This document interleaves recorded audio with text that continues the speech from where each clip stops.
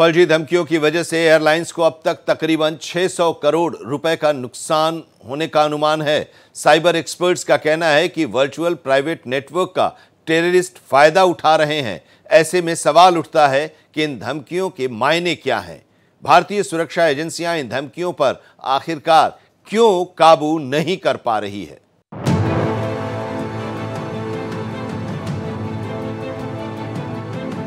सबसे पहले समझते हैं कि आखिर इस वर्चुअल प्राइवेट नेटवर्क का क्या मतलब है, जिसका फायदा इंटरनेट के जरिए धमकी देने के लिए भारत विरोधी ताकतें लगातार इस्तेमाल कर रही हैं। वीपीएन में इंटरनेट डिवाइस के बीच एक निजी नेटवर्क कनेक्शन बनाया जाता है। ये एक नेटवर्क आर्किटेक्चर रहता है जो किसी निजी नेटवर्क को दूसरे नेटवर्क पर बढ़ाने का काम करता है। वीपीएन का इस्तेमाल सार्वजनिक नेटवर्क पर गुमनाम तरीके से डेटा संचारित करने के लिए किया जाता है। इतना ही नहीं, वीपीएन किसी की भी ब्लॉक वेबसाइटों पर भी एक्सेस करने में मदद करता है। देखिए, इन हैकर्स को पकड़ने के लिए हमारी पुलिस को पहले डिफरेंट ज्योग्राफी से कोऑर्डिनेट करना पड़ेगा।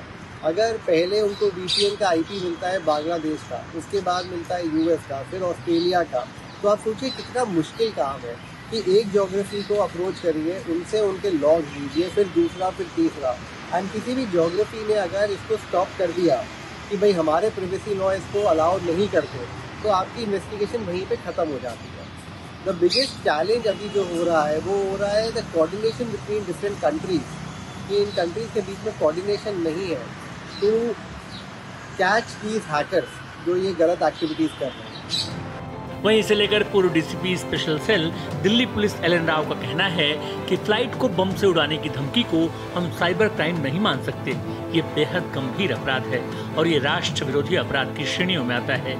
ऐसे में राष्ट्र विरोधी ताकतें बाहर से वीपीएन तकनीक को एक टूल की तरह इस्तेमाल कर रही हैं। ऐसे में हमारे साइबर टीम को और ज्यादा एडवांस होना होगा ताकि मिल रही धमकियों पर आसानी से काबू पाया जा सके। देखिए, बम ब्लास्ट की जब भी कॉल होती है उसको लाइटली कभी नहीं ले सकते। उसमें जो एसओपी है, जो प्रोटोकॉल है, वो इसके हिसाब से उसको वापस उतारना पड़ेगा कहीं ना कहीं, और तुरंत उसकी सारी तलाशी ली जाएगी। तलाशी लेने के बाद जब वहाँ की पुलिस ये ओके कर देगी अब ये फिट फॉर फ्लाइट है, तभी वो विमान उड़ सकता है। और उसके अलावा इस दौरान कितना नुकसान हुआ है लैंडिंग करने का, दूसरा यात्रियों को परेशानी कितनी होती है, यात्रियों को मुआवजा देना पड़ता है, ये सारा करके बहुत ज़्यादा लॉस इसमें होता है। और ये सब इन बातों को आतंकवादियों को मालूम है। फ्लाइट्स को बम से उड़ाने की धमकी को भारत किसी भी तरह से हल्के में नहीं ले रहा है। उसकी खास वजह है, अगर हम पिछली खालिस्तानियों द्वारा की गई आतंकी घटनाओं पर ध्यान दें तो काफी गंभीर रही हैं। 24 अगस्त 1984 में इंडियन एयरलाइंस फ्लाइट 421 हाईजैक किया गया था। इस फ्लाइट ने दिल्ली से श्रीनगर के लिए उड़ान भरी थी। 7 सिख आतंकवादियों ने इंडियन एयरलाइंस की फ्लाइट 421 को हाईजैक कर लिया और इसे लाहौर, पाकिस्तान ले गए। हालांकि विमान में सवार सभी यात्रियों को सुरक्षित रिहा किया गया और आतंकवादी को गिरफ्तार कर लिया गया था। दूसरी घटना 23 जून की है, जब AI-182 एयर इंडिया की फ्लाइट कनाडा से भारत के लिए उड़ान भर रही थी। इस फ्लाइट को खालिस्तानी आतंकवादियों ने बम विस्फोट से उड़ा दिया।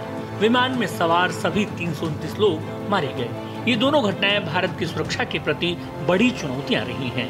यही वजह है कि इंडियन फ्लाइट्स को मिली धमकियों को लेकर बेहद सतर्कता की जरूरत है।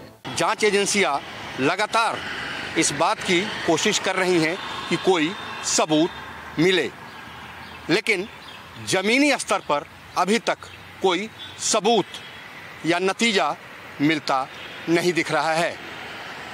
कैमरा पर्सन पवन के साथ राकेश, भारत एक्सप्रेस, दिल्ली।